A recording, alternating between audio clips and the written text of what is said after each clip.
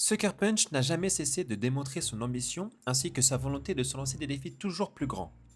D'abord en 2002, où ils ont créé l'un des personnages les plus iconiques de l'époque avec Sly Raccoon, considéré comme un excellent jeu de plateforme et où, encore aujourd'hui, les fans continuent d'espérer une suite à cet univers. Ils ont ensuite décidé de prendre le pari de se lancer dans la création d'une nouvelle licence qui fera tout aussi parler d'elle, Infamous. Avec ce jeu, Sucker Punch Productions marque ses premiers pas dans l'open world et dans un tout autre genre. La licence a su convaincre son public qui s'accordera sur le fait qu'ils étaient des jeux avec un gameplay vraiment fun et convaincant, mais qui pointera tout de même du doigt un manque de profondeur scénaristique sur l'ensemble des jeux. 6 ans plus tard, Sucker Punch lance le premier opus de leur nouvelle licence, Ghost of Tsushima. Le jeu est excellemment bien accueilli parmi les joueurs et la presse qui salueront les efforts fournis par le studio pour sortir l'un des plus beaux jeux de l'année. Alors, évidemment, le gameplay, l'histoire et la bande-son sont tous d'excellente facture, mais à mes yeux, c'est définitivement de par sa direction artistique que le jeu brille intensément. Nombreux sont les plans qui semblent directement être tirés d'estampes japonaises ou des plus grands films de samouraï des années 50, à qui le jeu rend justement hommage avec un sublime filtre Kurosawa qui vient transformer le jeu dans un noir et blanc franchement convaincant. En tous les cas, la pression a dû être particulièrement lourde lorsqu'ils ont décidé de développer une suite à ce jeu. En effet, passer après une aussi belle réussite rend la tâche particulièrement ardue, car en plus de devoir attirer toujours plus de joueurs, il faut aussi contenter les fans du premier jeu qui ne devront pas avoir l'impression de jouer à une simple extension, mais bien une suite digne de ce nom. Mais vous le savez maintenant, le studio n'est pas du genre à refuser ce genre de défi. Alors, Sucker Punch Productions ont-ils réussi à créer une suite solide avec Ghost of Yotei? Et la poésie fonctionne-t-elle toujours? Je vous propose de le découvrir avec nous. Bienvenue dans Crossplay.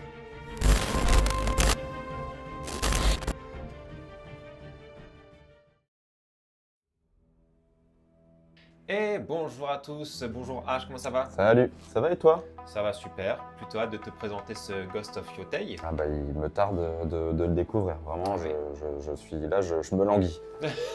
Je te comprends parce qu'on est face à une belle pièce Ah oui, je pense. et je te propose de se lancer. Allez, c'est parti, let's go.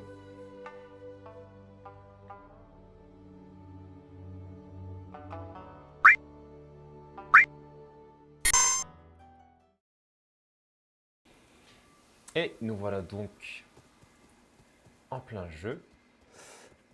Eh ben, c'est beau, hein? Ouais, alors vraiment, on en reparlera, mais vraiment le studio a eu à cœur, parce que Tsushima est déjà un beau jeu, vraiment. Oui, clairement, clairement. Euh, Moi, vraiment, la définition que je lui donne, c'est que c'était une poésie visuelle. Oui, Et Yotei prend clairement le chemin, il assume complètement ce côté-là. Ils sont allés plus loin dans tout ce qui touche au visuel. mhm, Mais bref, on en touchera deux mots juste après. ok. Mais voilà, en attendant qu'on parle un petit peu de l'histoire, du début de l'histoire, Alors ouais, dis-moi. on va se balader un petit peu en attendant. Du coup, l'histoire va se passer bien longtemps après Tsushima. Quand tu dis bien longtemps, On est c'est... sur à peu près 300 ans après. Ok, Concrètement, si vous n'avez pas fait Tsushima, vous pouvez vous lancer Yotei sans aucun problème. Il n'y a aucun lien scénaristique l'un avec l'autre. d'accord. Donc sur ça, pas de souci. Et on incarne du coup Atsu, qui est donc cette jeune femme. On va la présenter quand même. Salut Atsu. Atsu, et en gros, on apprend dès le début de l'histoire que la famille d'Atsu, donc son Mhm, frère, sa mère et son père, se sont fait attaquer par le clan Yotei d'accord, et qui l'ont simplement laissée pour morte ok, sans s'en assurer. d'accord. Ils ont tué toute sa famille et ils l'ont laissée pour morte. Et elle a dû s'enfuir. On apprend à travers une cinématique que elle a grandi en faisant la guerre sur l'île principale et qui est revenue 16 ans après sur son île natale, donc Ezo. Mhm. Dans l'unique objectif de se venger des 6 de Yotei, qui est D'accord. donc le clan hein, qui a massacré sa famille. Ah, ben ils en parlent là d'ailleurs. Et ouais, je commence à avoir une petite réputation. Donc voilà, son objectif, c'est une histoire de vengeance. D'accord. Là où Tsushima, si vous l'avez fait, le Ghost of Tsushima, c'était plutôt... Oh là là. on va se faire accompagner un petit peu.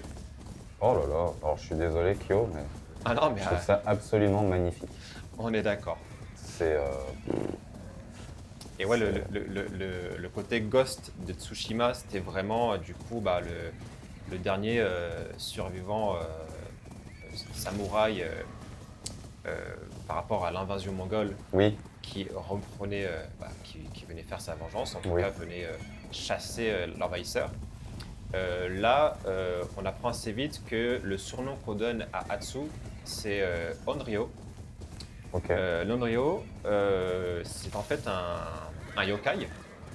Oui, il me semblait que Onryo, ce terme avait un rapport assez ésotérique C'est ça. au Japon. C'est un yokai et c'est tout simplement un esprit vengeur, Ok, donc un fantôme. d'accord. Euh, donc le ghost, on a encore le côté fantôme, mais pour différentes raisons. D'accord. Hop, alors je t'emmène tranquillement vers Ouais, un petit jardin secret. allez.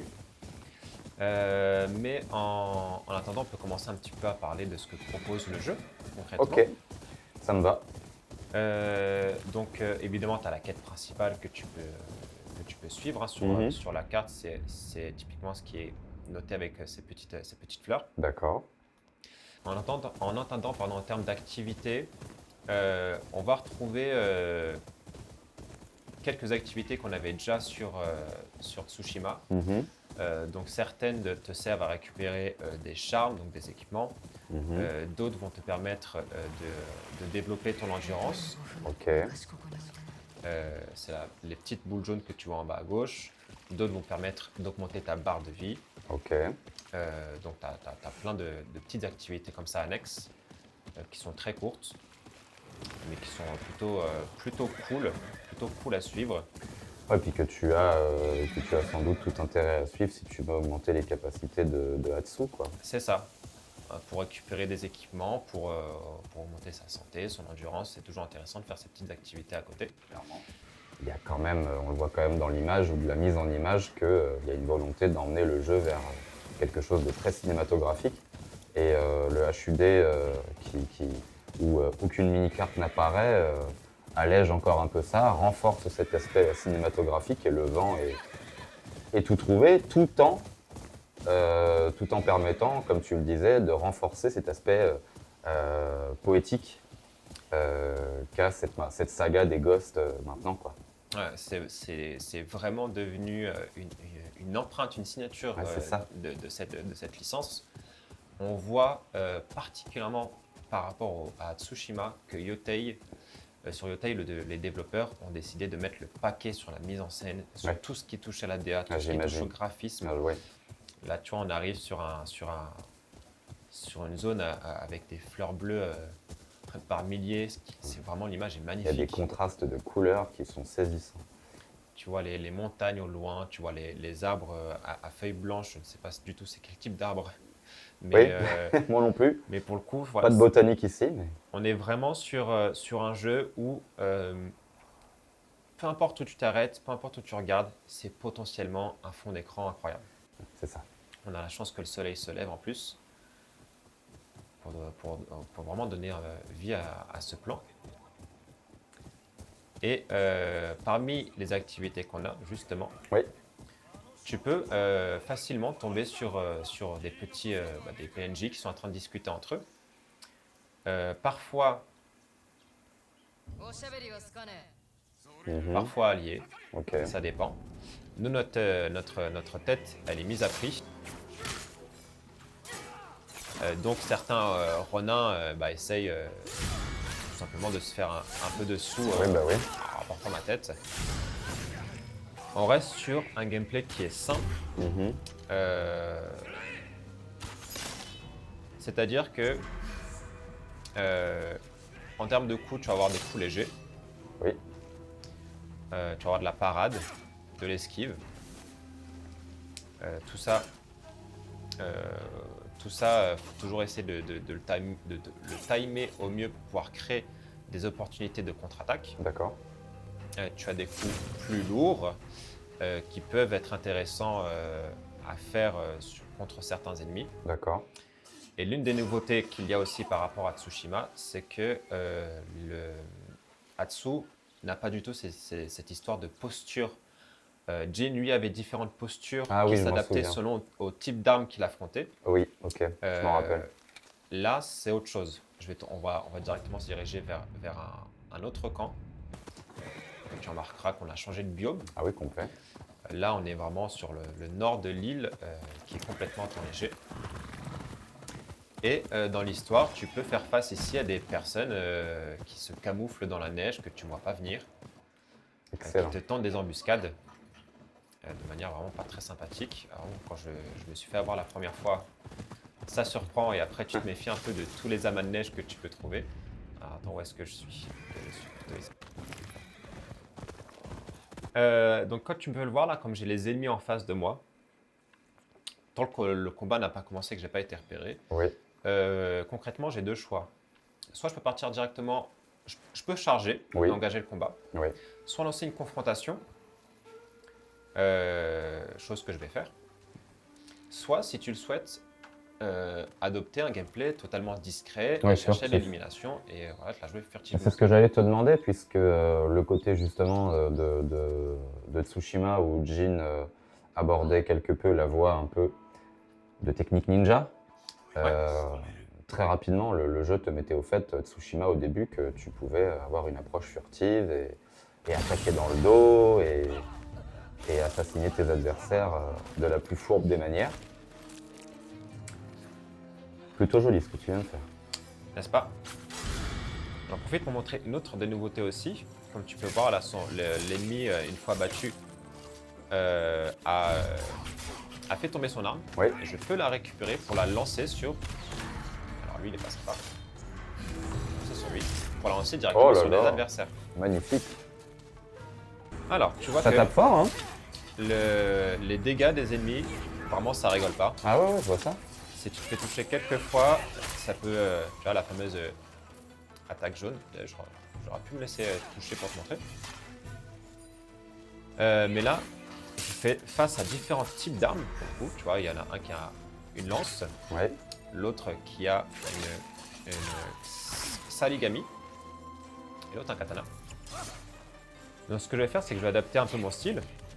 D'ailleurs, vraiment en parlant, c'est vrai que c'est pas simple. Mais selon le type d'arme, je vais être plus ou moins efficace avec, justement, en adoptant une autre arme. Je vais me laisser toucher.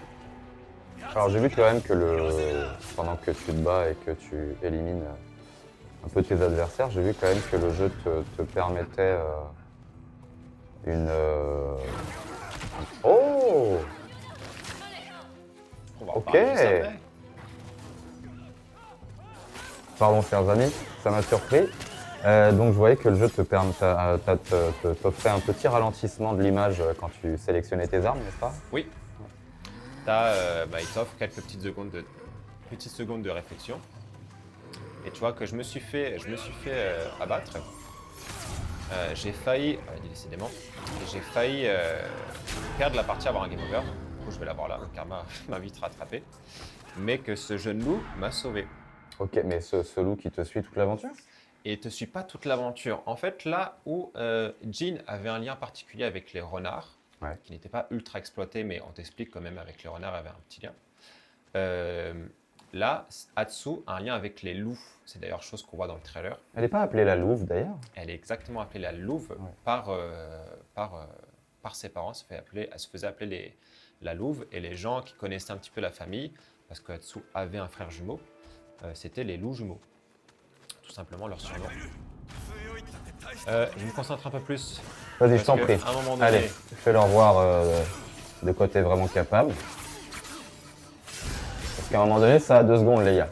oui, Hein. oui. Donc ce que je vais faire, tu vois que donc en bas à droite, il y a mes armes. Ouais. Et en bas à gauche, il y a pas des armes, mais on va dire c'est des sortes de gadgets, même si le mot n'est pas approprié. Des consommables. Exactement, donc tu vas avoir des kunai par exemple, des bombes fumigènes. D'ailleurs, c'est ce qu'on va faire. Hop, Allez, voilà. Ok. Merci. Et voilà.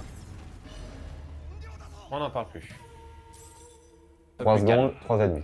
Donc en termes d'armes, on peut maintenant manier le style Nitoryu, donc là, à deux armes, à deux épées. Oh. Allez, Non, monsieur. c'est terminé pour vous. Non, venez, monsieur. Hein? La Xaligama aussi qu'on a. Donc c'est cette chaîne attachée à une petite fossile et une sorte de mini boulet. On va avoir accès à la lance. Et enfin à l'Odashi. Qui pour le coup est un katana lourd, long, pour des attaques bien plus lourdes, j'imagine. Exactement. Chaque type d'arme est vraiment plus adapté pour affronter certains types d'armes en face. Pardon, j'ai bégayé un peu. Mais n'empêche que tu peux utiliser n'importe quelle arme comme tu le souhaites aussi. Et en termes de feedback dans le ressenti des coups que tu peux donner, je suis pas manette en main, mais j'ai le sentiment qu'il y a quelque chose qui se passe, quoi. Ouais, quand tu frappes, quand tu assignes les coups, et particulièrement quand tu pars, ouais, c'était planqué. Quand tu pars aussi, tu sens que tu te sens bien quand tu fais une parade parfaite. Ouais, Manette en main, tu le ressens bien. c'est assez satisfaisant, j'imagine. Exactement. Oh là, bonjour monsieur. Donc là, contre la lance, ce qui est mieux, c'est plutôt la double lame, enfin les doubles katana. Ok. Ça permet un peu de l'assiner de coups. Est-ce qu'il n'y a pas cet effet de... Ils attendent d'attaquer un peu chacun leur tour? Alors, il y a toujours cet effet-là, Ouais, mais un peu moins. Vraiment, t'en as, tu le ressens moins. ils sont un peu sans pitié. Bah, ça me semble quand même assez dynamique, hein. Je te pose la question, mais je ne l'ai pas nécessairement vu là, cette impression de justement qu'ils attaquent un peu chacun leur tour et que chacun attend gentiment que l'un attaque, vas-y je me lance, non vas-y toi, lance-toi. J'ai pas ressenti ça nécessairement. Mais est-ce que toi, justement là dans les combats, t'es pas un peu dans l'attente dans un premier temps qu'ils t'attaquent? Ou est-ce que c'est le principe même des combats de Yotei qui veulent que ce soit plutôt un jeu qui est basé sur le contre plutôt que sur l'attaque pure, parce qu'on a bien vu sur le combat précédent là, que quand il allait un peu de manière bourrine, il avait tendance à parer tout ce que tu faisais. Ouais, en fait, pareil, tu as le choix.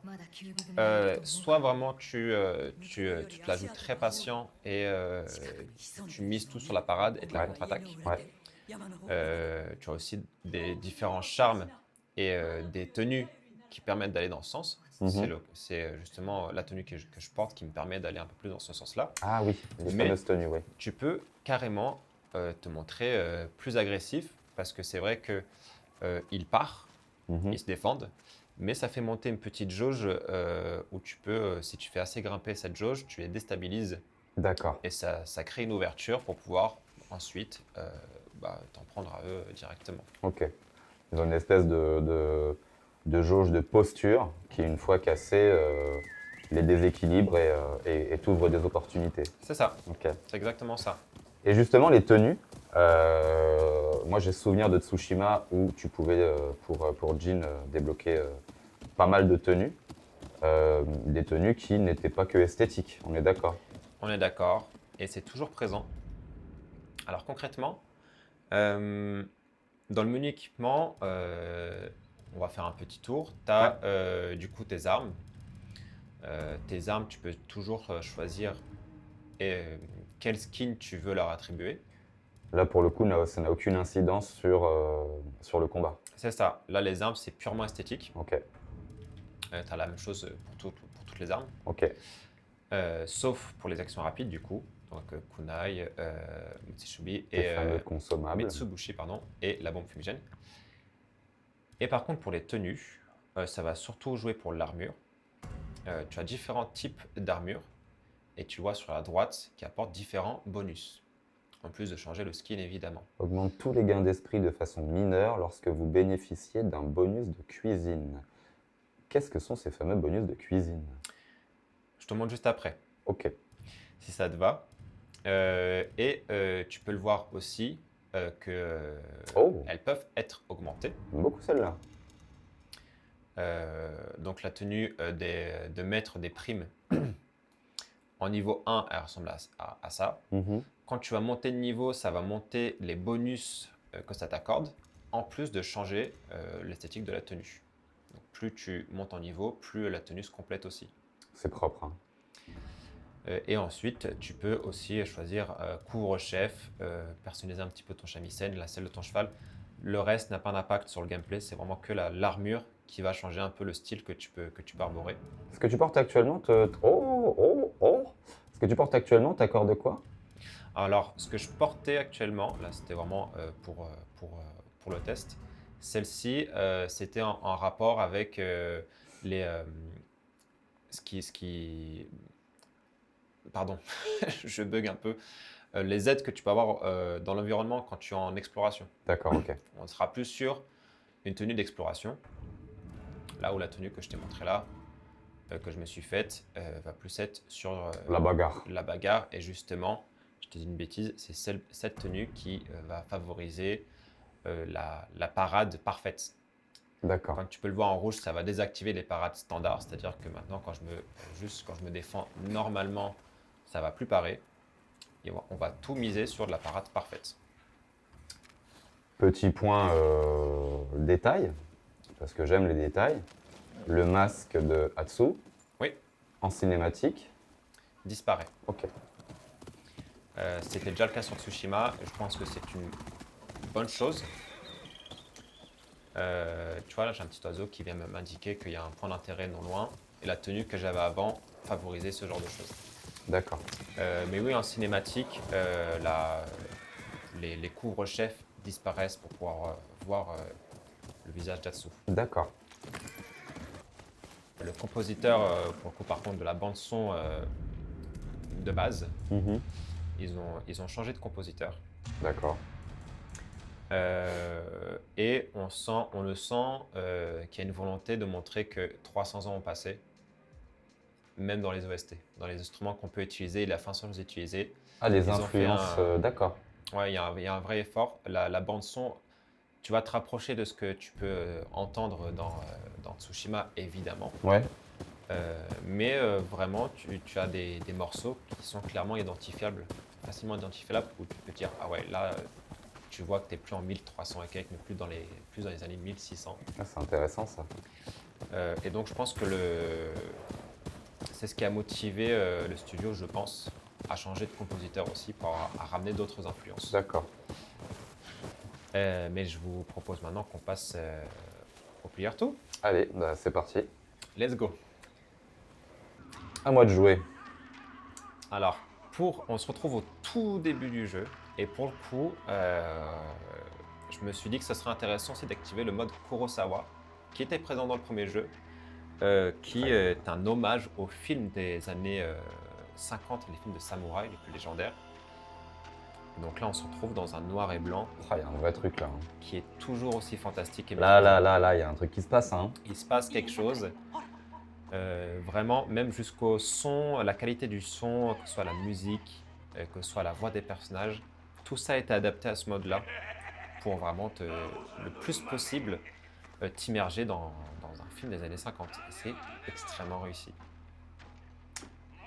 J'imagine que c'est son cheval, comme on a pu le voir précédemment, un cheval blanc.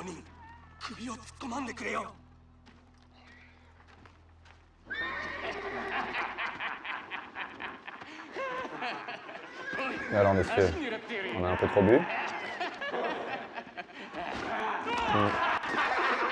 Monumentale erreur. Moi, je l'aurais pas fait.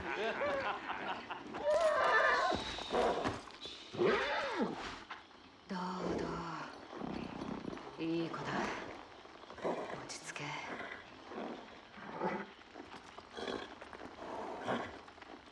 すまねえなバカども。 Bien sûr que vous êtes désolé. Allez, dites-le. Moi, je serais vous, je le dirai maintenant. Voilà. Ça marche. Ça nous permettra de jouer. Ok.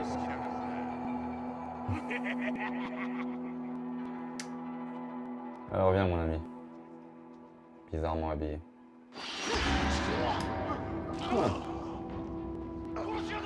Ah oui, tu n'étais pas désolé, toi. L'es-tu? Désolé. Ah. Oh. Là, tu peux y aller.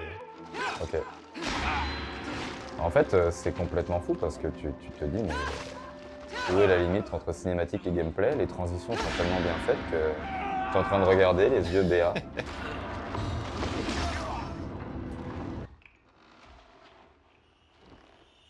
Oh là là.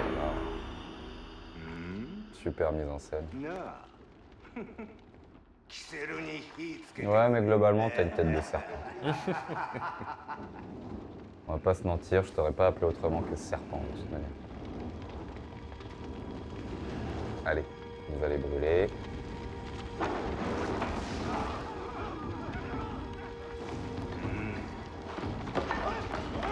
En général, c'est à ce moment-là qu'on se bat. Il faut partir. Il est content. Chose dont on n'a pas spécialement parlé, mais le choix d'une héroïne. Ouais. Et pour le coup, je trouve intéressant dans le sens où tu vas quand même avoir beaucoup d'ennemis qui, lorsqu'ils vont voir qu'ils affrontent une femme, vont te le faire savoir à travers des remarques, ce genre de choses, parce que on est en 1600 et quelques. Vous vous doutez bien que la place de la femme, notamment en tant que guerrière, c'est pas crédible. Ouais, j'imagine bien. Donc je trouvais ça intéressant d'avoir en premier jeu un Jin Sakai, un samouraï confirmé, et de passer à Yotei, à une Hatsu qui est plutôt elle-même un ronin, une ronin pour le coup. Et donc ils l'ont mis en avant, dans les différentes interactions que tu peux avoir avec les PNJ, avec les personnages. Scénaristiquement, ils ont mis en avant le fait que ce soit une femme, ils l'ont inclus dans les scripts, quoi. C'est ça, sans que ce soit hyper appuyé non plus. Okay. C'est vraiment à travers quelques dialogues que tu peux avoir avec différents PNJ. On est loin de la volonté de dire, vous avez vu, on a mis une femme en avant, on met une femme avant. Pas du tout. Pas du tout dans cette optique-là. C'est pas plus mal, c'est pas plus mal. Des fois, c'est vrai que dernièrement, on peut reprocher à certains titres de le faire un peu de manière maladroite.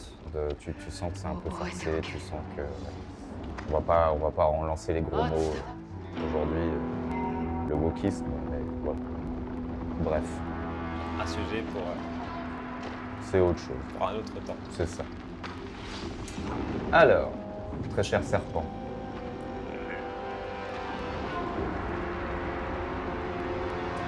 Le film de Kurosawa marche particulièrement. C'est incroyable. Et tout comme dans le premier jeu, les combats un peu scénarisés en 1 contre 1 sont souvent les plus intéressants. C'est là pour se permettre des mises en scène. On est sur une... Oula. Il n'a rien pu faire.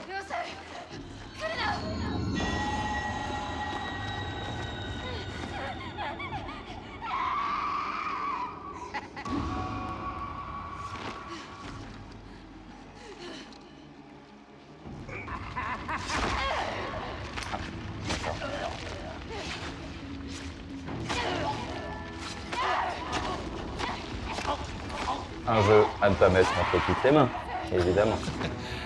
Oui. Il mérite son Peggy. Ouais. Ok, bah cool. Cool. Et là, tu découvres du coup, tu vas découvrir l'île de Ezo. Un c'est endroit que tu vas pouvoir explorer. J'en ai pas parlé, donc je ne sens pas que je l'ai précisé, mais tu vois qu'il y a plein de fleurs blanches Ouais. quand tu traverses des plaines. Ces feuilles blanches en fait te donnent un bonus de vitesse lorsque tu galopes. Magnifique.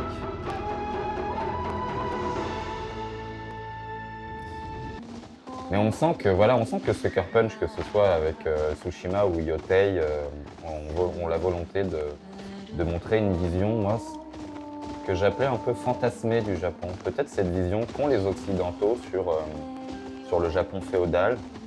Un mélange de mythe et de réalité, de l'image qu'on peut se faire du Japon à travers les différents médias qu'on ait pu voir et les différentes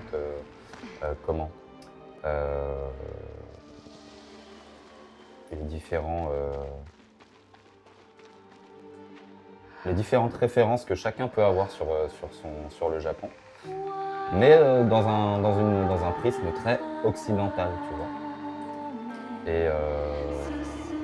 Et pourquoi pas, et puis ça marche très très bien, et puis on voit que c'est absolument magnifique. Donc, c'est exactement ça. Hein.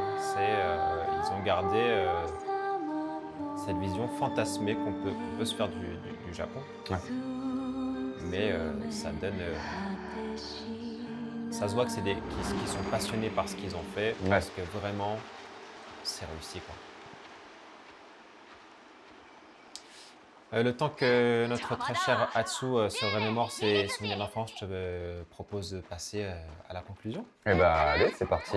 Je suis très frustré de devoir lâcher la manette, mais c'est bon signe en général, donc ok, allez. C'est plutôt beau signe.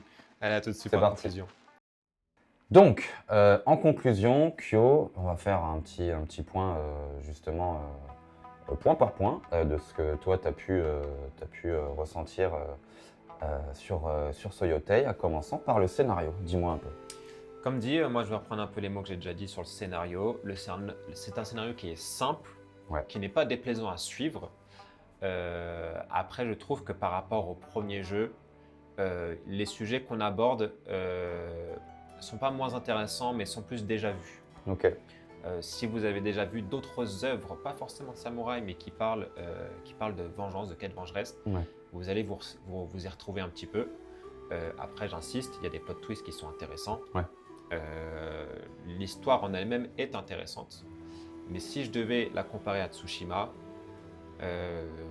j'aurais une préférence pour Tsushima pour les thèmes qu'on aborde parce qu'ils sont plus rares. Mais l'histoire, elle se suit toute seule, elle se suit bien et c'est agréable de la suivre. D'un point de vue, bon, moi j'ai pu tester un peu. D'un point de vue gameplay, dis-moi un peu.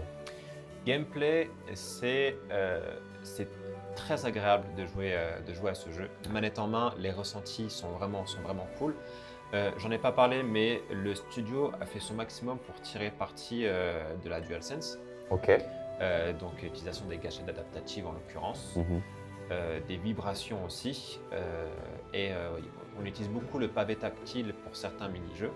Pour le vent en l'occurrence aussi, j'ai pu Pour le voir. vent aussi, Ouais. pour rengainer si tu souhaites rengainer, sortir ton shamisen, le pavé tactile est vraiment utilisé. Mais manette en main, c'est vraiment cool en ressenti. Les nouveautés qui sont apportées sont vraiment intéressantes. Je trouve ça vraiment cool d'avoir d'avoir en main pas un samouraï, Mhm. ce qui justifie plus facilement le fait d'utiliser plusieurs armes, parce Ouais. que du coup tu ne suis pas à la voie du Bushido. Mhm. Et donc ça t'offre ce panel d'armes qui est ultra intéressant, avec des arbres de compétences qui leur sont tous dédiés. Ouais. Et tout ça est hyper agréable. Ouais, ça Vraiment avait l'air. beaucoup, En fait, te voir jouer avec tout ce panel d'armes utilisables avait l'air ultra satisfaisant à faire. Moi, ce que j'ai pu en voir sur la première 20 minutes, demi-heure de jeu au début, c'est tout de suite la prise en main. Elle est instinctive. Atsu, on la ressent tout de suite. On la ressent, elle est le prolongement de nous-mêmes, très rapidement. Comme je disais, cet aspect tout de même punitif, prise de risque qui peut payer, mais punitif, parce qu'effectivement la barre de vie peut descendre très rapidement. Je dis wow, ils m'ont rappelé à plusieurs reprises, oh, faut se protéger. Donc oui, oui, c'est bon les gars, je vais me protéger. Ouais. Mais ça vient très vite. Après, on va pas se mentir, encore une fois, comme on pouvait dire pour le scénario, ça ne prétend pas aller plus loin que des choses qui ont déjà été proposées. Mais punaise, qu'est-ce que ça le fait bien, quoi. Ça le fait, C'est ça le fait exactement très ça. très bien. Ça le fait très très bien. De toute façon, pour à peu près l'ensemble des choses que touche Yotei, on est vraiment sur cette logique de le studio ne veut pas révolutionner l'industrie du tout, c'est pas leur souhait. Par contre, ils veulent faire les choses bien Ouais. et ils le font bien. Ouais. Donc, on va embrayer justement sur le côté graphisme, Oui, bah oui, graphiquement, bon. parce que pour le coup, c'est vrai que ils cherchent pas à révolutionner, mais par contre sur la DA, sur tout ce qui touche Oh là au là. graphisme, ils ont mis du cœur à l'ouvrage. Qu'est-ce que c'est beau, qu'est-ce que c'est Chaque beau. plan est magnifique et encore, nous on a pu vous montrer que quelques petites parcelles de la carte. Ouais. Il y a des endroits qui sont somptueux, des moments où je suis honnêtement à faire oh, pff et les yeux écarquillés. J'en ai eu des dizaines et des dizaines. Vous avez dû en voir certains où j'ai fait oh, justement des moments dans la vidéo parce que je suis absolument bluffé par ce que je vois. Et je ne parle pas de texture, je ne parle pas de ça, je parle de, à un moment donné, si vous avez pu le relever, l'un des moments où justement vous voyez c'est ce moment où tu nous présentes la plaine, où tu cours avec le cheval et où Atsu et son cheval commencent à être entourés par les chevaux sauvages, ce que j'imagine comme étant des buffles aussi, les grues qui viennent se rajouter à ça. Tu as un court moment où tu passes dans l'eau et enfin, c'est absolument magnifique, quoi. Et il y a un côté organique qui, moi personnellement, j'avais ressenti très fort sur Red Dead Redemption 2 à l'époque. Et là, c'est somptueux, quoi. C'est somptueux, il n'y a rien à dire. C'est Rien à dire. pour moi clairement le plus gros point fort de ce jeu, tout comme cela a été déjà pour Tsushima. Ouais. Mais ils ont réussi à mettre la barre encore un peu plus haut. Voilà, c'est des bonbons pour les yeux. Ouais, c'est ça. Le mot est dit, c'est ça. Et enfin, d'un point de vue musique, d'un point de vue ambiance sonore, qu'est-ce que tu en penses? Qu'est-ce que tu as pu ressentir? Je trouve que le changement de compositeur était un choix intéressant parce qu'on nous fait vraiment ressentir le fait qu'on est 3 siècles plus tard. Ouais. Donc les instruments ont changé, la Ça, façon c'est de les hyper utiliser a intéressant. changé. C'est hyper intéressant. Et moi, je prétends pas être au cœur de Sucker Punch Production, mais j'imagine que ce choix de changer de compositeur Ouais. vient aussi de cette envie de se dire on a envie d'avoir quelqu'un d'autre qui vienne avec d'autres références, Ouais, c'est ça. qui peut voir le Japon de ces années-là autrement. Mhm. Et ça donne un résultat qui est largement satisfaisant. C'est agréable à l'oreille. Toutes les OST sont topissimes. On a fait le tour. Ouais, juste pour terminer, selon votre façon de jouer, je pense qu'une trentaine d'heures de jeu n'est pas déconnant pour terminer. Oui, en termes de durée de vie, tu l'estimes à 30 heures. Une trentaine d'heures, si tu prends le temps de faire des activités annexes, si tu prends ton temps globalement dans le jeu, je pense qu'une trentaine d'heures, c'est pas déconnant. Mhm. Pour les complétistes, je pense que tu peux rajouter une dizaine d'heures supplémentaires facilement. Ok. Et ceux qui rush, t'enlèves quelques-unes, mais une trentaine d'heures, je pense que c'est une bonne moyenne. D'accord. Eh ben, c'est pas ridicule. Voilà, pour le coup, cette fois, je pense qu'on a fait le tour. On a fait le tour, ça y est, on est tout. Kyo, merci beaucoup pour ce test que tu as pu, cette découverte de Yotei que tu as pu me faire vivre. C'était super agréable. On espère que vous avez passé moi, j'espère que vous avez passé un tout aussi bon moment que moi. Merci encore, et puis on se retrouve pour une future vidéo très prochainement. Ouais, très prochainement. Hein? N'hésitez pas à laisser vos avis aussi. Si vous avez déjà testé le jeu, si vous voulez rajouter certaines choses qu'on aurait omis, n'hésitez pas à en faire Avec part. plaisir. Si c'est la première fois que vous voyez le jeu, n'hésitez pas à faire part aussi de vos impressions, voir si vous partagez un petit peu ce qu'on a dit. Ouais. Et puis, comme dit, on se retrouve très vite. À la prochaine. À plus tard. Bonne journée. Ciao, ciao.